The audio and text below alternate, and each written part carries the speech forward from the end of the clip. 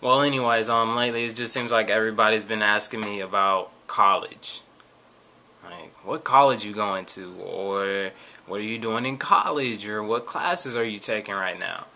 And it's time to come clean, everybody. I am no longer doing college. Yeah. After doing a couple of semesters, it just felt like it really wasn't for me. So, I've been this past semester I've been doing pretty much nothing. Well, I'm not going to say nothing. I've been working, but I haven't been doing any sort of schooling whatsoever. And yeah, I know some people it might come as like a blow or something, but I just felt the need to go ahead and communicate this out to everybody, because it just seems every time I see somebody, they're like, "Hey, so how's college going?" And it's just like, actually, I don't do it anymore. But, so now I'm just, hopefully many people see this and it prevents me from having those awkward conversations again. So, what are you doing? Simple. I am actually going to be going to a trade school. It's called UTI, and it is for auto mechanic. I have no experience in the industry, but for some reason I think it's something I'd be really interested in. Anything to do with fixing things is, personally, I find it therapeutic. So if I'm going to get on my own 2 feet and get out of this house, then I need to start really taking a path that will get me there. And for the most part, this is how I'm doing it.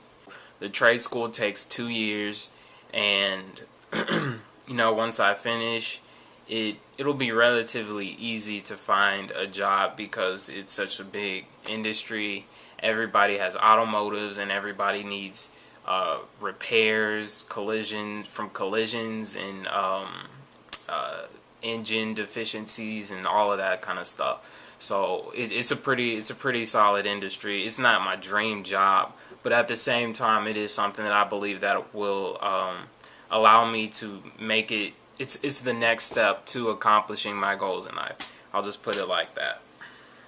It should be relatively easy to find some work. If your job is anything like mine, then you probably work 30 to 40 hours a week. You close every day, and you serve customers. You have the good, the bad, and the ugly ones. Even though you have your good customers, and you have those customers that go through bad things, or your ugly customers, who are the ones you remember the most fondly simply because they give you a bad experience at work. Whether you deserve that or you don't. Most of the time, I don't deserve it, but they come in here and they bring in their life's problems and they just take it out on me. I'm just a little counter boy who's trying to get you your clothes, but that's just how it is, frankly, and it's pretty annoying. It's important that you don't let those people ruin your day, or turn your happiness, or your joy rather, and throw it out the take your joy and just do away with it, because that's really not good. Because if that's the case, then you're going to be encountering problems like this every day. So every day you're going to wake up, you're going to be in a good mood, you're going to be in good spirits, and then you go to work, and then these people are just going to come in and they're just going to wreck your mood. Like, they will utterly destroy it, and then that'll leave you bitter and sour for the rest of the day, which personally, I've been through it and it sucks. So if you're one of those people who can handle these kind of situations really good, that's a really good blessing. Most kids I know aren't so aren't so blessed. I'll put it like that. You know what? If you happen to be one of those people, you deserve like a camera 5. It's just like that. Okay, there we go.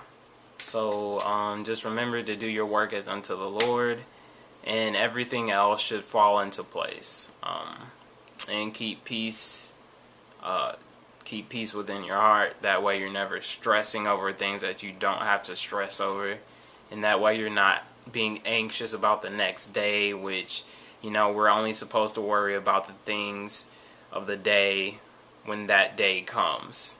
You know, if you do it before, then you're just tiring yourself out, and it's not a good habit, because it'll wear you down, emotionally, spiritually, physically in the worst cases. So it's important that you do that. Oh, and also make sure you're praying for your country, because as those of you who are informed know, the government shut down. I was talking to somebody at work the other day, and they were like, they had no clue what was going on.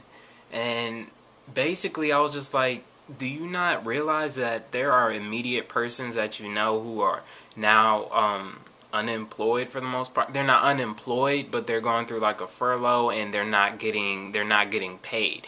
And that is really bad because their bills are still coming in. It's all because of politics, you know. You have your senators and representatives, and they're testing their wills, and it's coming at the expense of the average American, and it's really not good, because bits and pieces of our economy, we were recovering, and now it's just we took another fatal blow. And from what I understand how the economy works, the blows are usually a lot heavier than the gives. Somebody should have stepped down. It's nobody's particular fault. It is the people who run this country. It is their fault. It's not about Democrats. It's not about Republicans. It's about people who are taking care of the American nation and promoting the livelihood of the American people.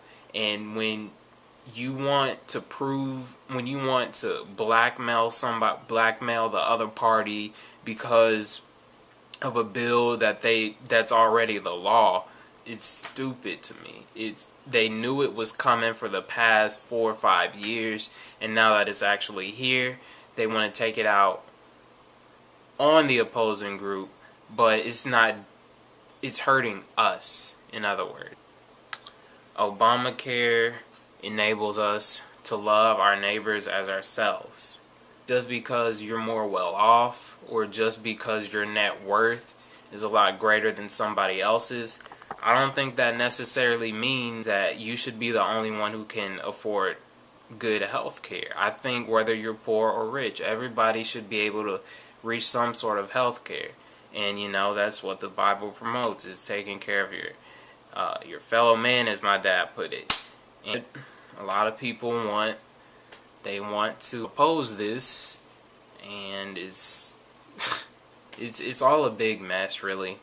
Like I said, you see these people and they're suffering for it, and then the Senate, they're like still getting paid, and they're already rich. It's like, what do y'all still need to get paid for? It's just a bunch of hypocrites running the country. It's like watching Beavis and Butthead try and figure out a problem. It doesn't, Democrats, Republicans, they can't agree on anything.